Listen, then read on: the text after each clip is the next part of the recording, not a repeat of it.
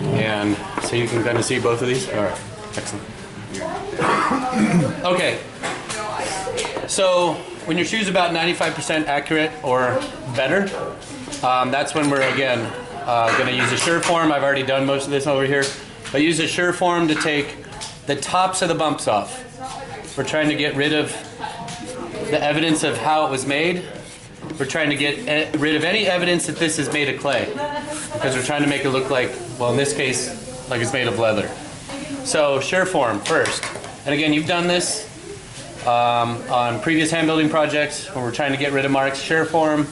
Then we've got the metal rib tool, which is great because it's flexible and is good at scraping curved surfaces. I'm just going to work this one little section down here rather than make you guys watch me do the whole shoe. And then we can go to a rubber rib tool or finger polishing, but I'm going to kind of skip ahead of that. Actually, I'm going to do that later after we do the surface decoration. Okay, so on the surface, you can see I started to lightly draw in all of these seams.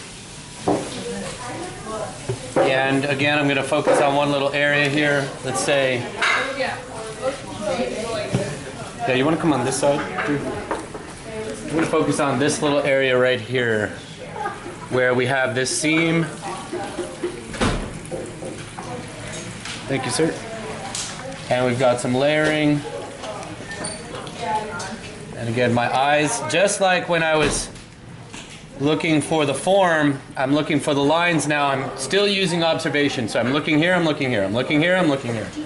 So back and forth. Okay, so the line's in about the right place. Now I'm going to get into some old-fashioned carving. We did this way back when on the pinch pots. Well, we did first on the stepstones, but that's where we carved out the entire negative shape, right? But remember on the pinch pots, we did that illusion of relief, where I'm carving with one corner of the loop tool digging through the clay. The other corner is flying through the air. It's not touching the clay. And Drew, can you see this right here? See, there's a gap right there, and that's the key to getting this first step done.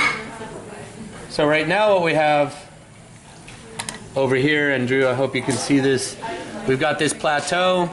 We come up to the edge of the cliff, we jump off the cliff, we land at the bottom of the cliff, we're running uphill up this slope, we cross this ridge line, and we're back on the plateau. You guys remember that whole story?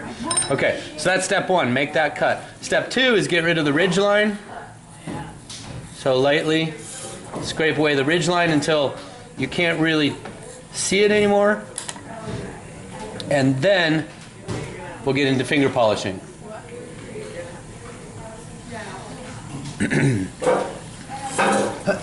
If you got little boogers hanging out, you can get those later. As they dry, it'll be a little easier to kind of sweep them out with a dry brush. So this is the idea for relief carving. Somebody, is this my clay? Can I steal a little pinch of your clay? Thank you. Somebody have a spray bottle? Can you grab a spray bottle? Thank you. So this is for low relief.